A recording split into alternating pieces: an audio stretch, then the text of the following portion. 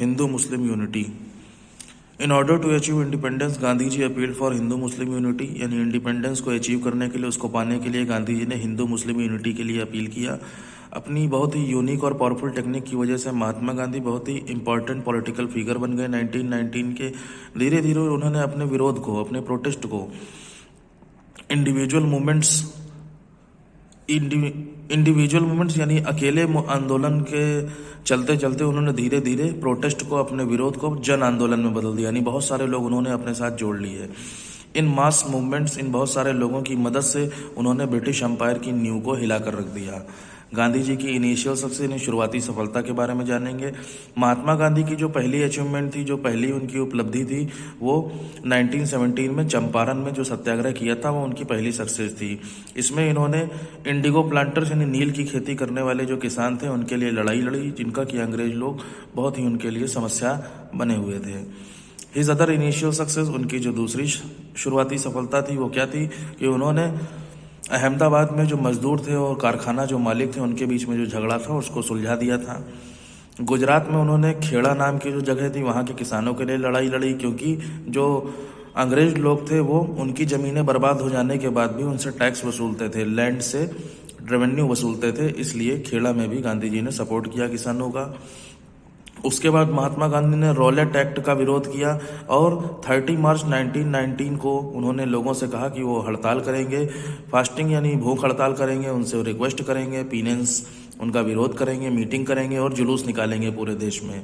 Rowlatt act यानी अंग्रेजों ने ये एक कानून बनाया था, इसको हटाने के लिए गांधी जी ने 30 मार्च 1919 का जो दिन था, उसे हड़ताल, फास्टिंग, प्रेयर, पीनेंस, मीटिंग्स और प्रोसेशंस के लिए चुना।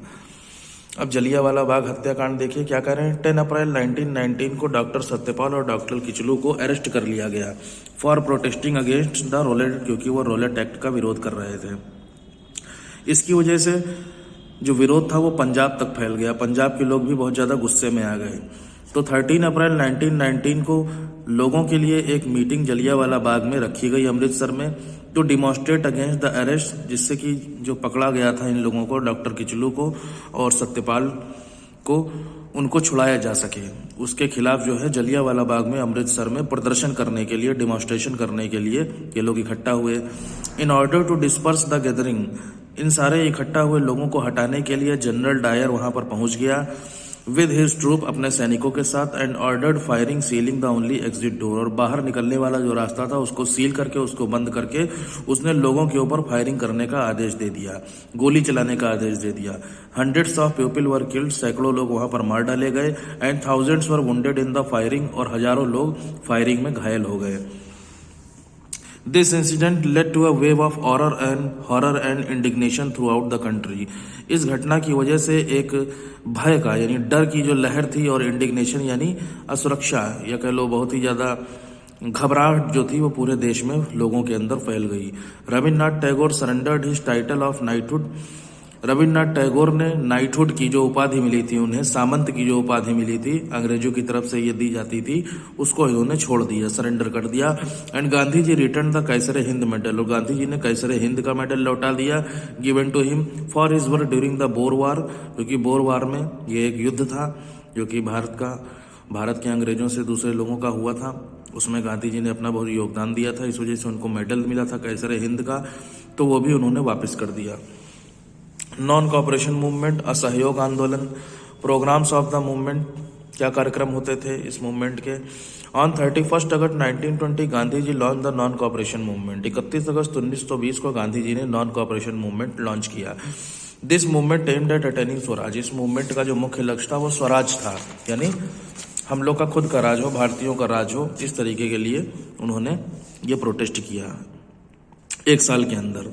The programme of non cooperation movement included boycott, ये जो कार्यक्रम था नॉन कॉपरेशन मूवमेंट का, इसमें जिन चीज़ों का बहिष्कार करना था, यानी जिन्हें बाहर फेंकना था इंडिया से, वो हैं फॉरेन गुड्स, विदेशी सामान, गवर्नमेंट स्कूल्स एंड कॉलेजेस, सरकारी जो स्कूल थे जो अंग्रेज चलाते थे और जो कॉलेजेस थे उनको हटाना था, लॉ कोर्ट्स, उनके कानून के जो कोर्ट्स थे उनको हटाना था, लेजिस्लेचर जो उनकी विधायिका थी उसको हटाना था जहाँ कानून बनते थे, and all government controlled institutions, और सरकार जिन भी इंस्टीट्यूशंस को, संस्थानों को कंट्रोल करती थी, उन सबको हटाने का इरादा था महात्मा गांधी का। गवर्नमेंट और सेमी गवर्नमेंट इंस्टीट्यूशन, सरकारी और गैर सरकारी जो इंस्टीट्यूशंस थे इनको भी हटाना था। All titles and honorary officers, सभी तरीके की उपाधियां और सम्माननीय जो कार्य ऑफिसर्स थे उनको हटाना था अंग्रेजों के। Elections to be held for the councils, और परिषदों के लिए जो चुनाव थे वो करवाने थे।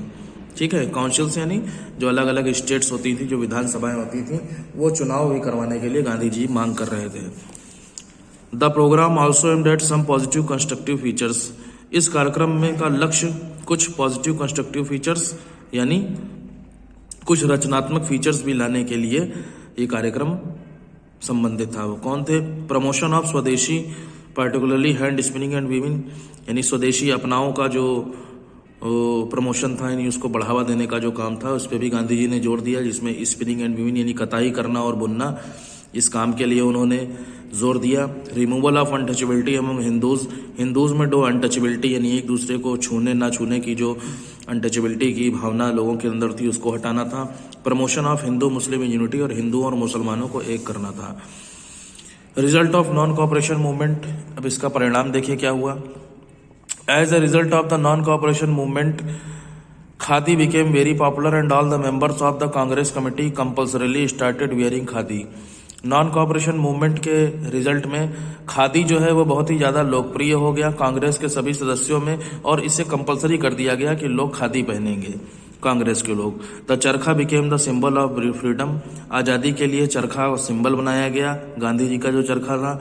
Shops which sold liquor and foreign clothes were shunned, दुकानें जो कि शराब बेचती थीं और विदेशी कपड़ों को बेचती थीं उनको घेर लिया गया। People burn foreign clothes all over the country, लोगों ने पूरे देश में कपड़ों को जलाया, विदेशी कपड़ों को। People were advised not to serve a government that degraded India socially, politically and economically, लोगों को ये सलाह दी गई कि वो ऐसी सरकार को सेवा नहीं करेंगे जो कि भारत को सामाजिक तौर पर, राजनीतिक तौर पर और आर्थिक तौर पर बर्बाद कर रही है या उसको पीछे ढकेल रही है। ऐसी सरकार को सर्व नहीं करेंगे लोग, ऐसे लोगों को सलाह दी गई। People also boycotted the visit of the prince of Wales, लोगों ने प्रिंस ऑफ वेल्स की यात्रा को भी मना कर दिया, उसका बहिष्कार किया। एंड ऑब्जर्व अ कंप्लीट हड़ताल इन बॉम्बे, और उसके बाद बॉम्बे में एक पूरी तरीके से उन्होंने हड़ताल करी 17 नवंबर 1921 को, the day he was to arrive in Bombay, क्योंकि इस दिन प्रिंस ऑफ वेल्स को बॉम्बे आना था, तो उनको ना आना पड़े इसलिए इन लोगों ने हड़ताल कर दी। The government forbade all public meetings, सरकार ने सभी तरीके की मीटिंग्स, सरकार की सभी मीटिंग्स को मना कर दिया गया। And by December 1921 many top ranking leaders, और दिसंबर 1921 में टॉप रैंक के जो लीडर्स थे जैसे कि CR दास, मोतीलाल नेहरू, लाला लाजपत राय और मौलाना आजाद, इनको पुट बिहाइंड द बार्स यानी जेल के अंदर बंद कर दिया गया, कैद खाने में डाल दिया गया। किसने किया? ये अंग्रेजों ने किया। चौरी चौरा इंसिडेंट देखिए। इन फरवरी 1922 a violent incident at a police station in Chauri Chaura 15 miles from Gorakhpur in Uttar Pradesh took place which marked the end of the non-cooperation movement। 1922 फरवरी में एक बहुत ही हिंसात्मक घटना, ठीक है, यानी खून खराबे की जो घटना थी वो चौरी चौरा के पुलिस स्टेशन में हुई, जो कि उत्तर प्रदेश के गोरखपुर जिले से 15 माइल्स दूर है, यानी 45 किलोमीटर दूर है। वहां पर इस तरीके की घटना हुई which mark the end of the non cooperation movement, जिसने असहयोग आंदोलन को खत्म करने के लिए मार कर दिया, यानी वहां से नॉन कोऑपरेशन मूवमेंट लगभग बंद सा होने वाला हो गया। It took place when the police fired on a procession of peasants, Chauri Chaura कांड वहां इसलिए हुआ था क्योंकि पुलिस ने जो है किसानों के एक जुलूस के ऊपर फायरिंग कर दी थी। This led to the infuriated mob to clash with the police, इसकी वजह से वहां पर घबराई हुई जो भीड़ थी उसका पुलिस से झगड़ा हो गया। When the mob attack the policeman, जब इस भीड़ ने पुलिसमैन यानी पुलिस के लोगों के ऊपर अटैक किया, दे टुक शेल्टर इन द थाना, तो ये पुलिस वाले एक थाने में घुस गए, अंग्रेजों के जो पुलिस वाले थे। The angry mob burn the थाना, गुस्साई भीड़ ने उस थाने को जला दिया, विच resulted in the death of 22 policeman, जिसमें अंग्रेजों के जो 22 पुलिस वाले थे वो खत्म हो गए, बिल्डिंग के अंदर ही मर गए। When Gandhi ji heard about this incident, जब गांधी जी ने इस घटना को सुना, he immediately suspended the non-cooperation movement, तो उन्होंने तुरंत ही असहयोग आंदोलन को सस्पेंड कर दिया, यानी रोक दिया। However, the non-cooperation movement became the first mass movement which contributed to a remarkable national awakening, लेकिन फिर भी असहयोग आंदोलन को एक पहला ऐसा जन आंदोलन माना जाता है, यानी बहुत सारे लोगों का एक ऐसा आंदोलन माना जाता है जो कि राष्ट्रीय भावना को जगाने का काम जिसने किया था या उसमें उसने योगदान दिया था। तो ये पहला ऐसा मूवमेंट था। It arouse national sentiment through out the country. इसकी वजह से जो राष्ट्र से जुड़ी हुई भावनाएं थी, देश से जुड़ी हुई जो भावनाएं थी, वो पूरे देश में फैल गई सभी लोगों के अंदर। It also turned the Congress into an actual all India organisation. इसकी वजह से जो कांग्रेस थी वो वास्तव में पूरे भारत का एक ऑर्गेनाइजेशन बन गई, एक संगठन बन गई। स्वराज पार्टी देखिए, the non cooperation movement was called off by Mahatma Gandhi. असहयोग आंदोलन को महात्मा गांधी ने कॉल किया था, यानी बुलाया था, उन्होंने ही ये सब किया था। This put the Congress leadership in a dilemma. इसकी वजह से कांग्रेस का जो नेतृत्व करने का मुद्दा था वो परेशानी में चला गया, यानी कुछ समझ में नहीं आ रहा था, डिलेमा हो गया। Whether to participate in the forthcoming elections to the legislative councils और नॉट। और ये तय ही नहीं हो पा रहा था कि आगे आने वाले चुनावों में कांग्रेस हिस्सा लेगी कि नहीं लेगी। लेजिस्लेटिव काउंसिल यानी विधानसभा के जो चुनाव होने थे उसमें कांग्रेस का नेतृत्व कौन करेगा, ऐसी डिलेमा जो थी, ऐसी जो परेशानी थी वो फैल गई। सर्टेन कांग्रेस लीडर्स, बहुत सारे कुछ कांग्रेस के नेता जैसे कि Motilal Nehru, CR Das, advocated entry into the councils. उन्होंने काउंसिल्स में एंट्री करने की वकालत करी, टू एंड और मेंड देम, कि उनको खत्म किया जाए या सुधारा जाए। But they could not get support with in the Congress. लेकिन उन्हें कांग्रेस में इस तरीके का कोई सपोर्ट नहीं मिला। Therefore CR Das and Motilal Nehru resign from the Congress. इसलिए इन दोनों लोगों ने कांग्रेस से रिजाइन कर दिया एंड फॉर्म्ड अनदर पार्टी, और दूसरी पार्टी बनाई जिसे कांग्रेस खिलाफत स्वराज का नाम दिया। They fought the election held in 1923। उसके बाद 1923 में इन्होंने इस पार्टी से चुनाव लड़ा and one 42 seats out of 101 seats, और 101 सीट्स में से 42 सीटों पर इनको जीत हासिल हुई। However the party gradually lost its significance. लेकिन धीरे धीरे जो कांग्रेस खिलाफत स्वराज पार्टी थी इसकी इंपॉर्टेंस खत्म हो गई after the demise of CR दास इन 1925, क्योंकि 1925 में CR दास की मृत्यु हो गई थी। इनकी मृत्यु के बाद इसकी इंपॉर्टेंस खत्म हो गई। पूर्ण स्वराज, इन दिसंबर 1929